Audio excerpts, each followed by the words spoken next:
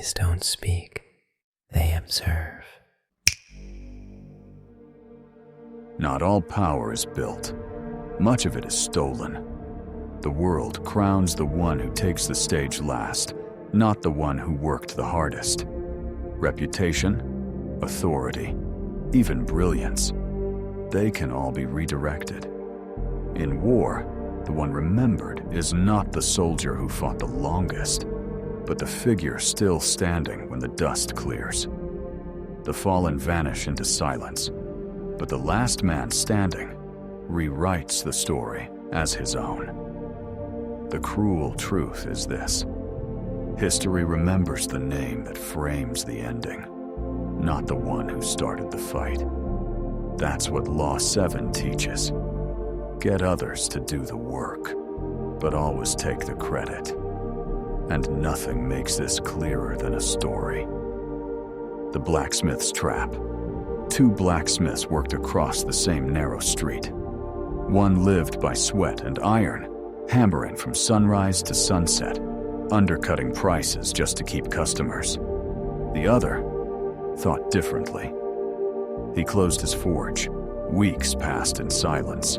Then he reopened. His workshop transformed into something out of legend. Velvet curtains, polished counters, and along the walls, blades so exquisite yet they weren't new, just made to look untouchable, but were forged from discarded relics, reforged into legends. When he returned, his prices were lower than ever. The rival panicked, slashing his own rates, pounding harder, faster, bleeding himself dry. But the trap was already set. Customers drawn by cheap repairs wandered inside and left whispering about the armorer whose weapons belonged on a king's hip. The hard-working smith was making coin. The cunning one was making history. Then came the day the rival stormed in, soot-stained and furious, only to find a sign nailed to the wall.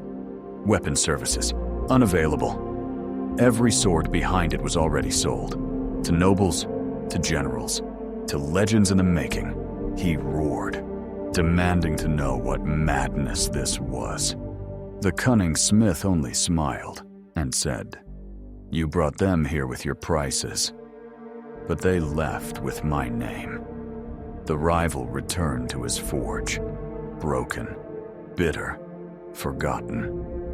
His sweat had built another man's empire. Power isn't in the work itself, it's in the mind that claims it. Master the silent tactics that let others sweat, while the world grants you the credit. 1. Redirected credit. Let others fight the storm. You arrive after with calm words, framing the victory as yours. In the subconscious, the mind equates authority not with effort, but with who defines the ending. 2. Amplification.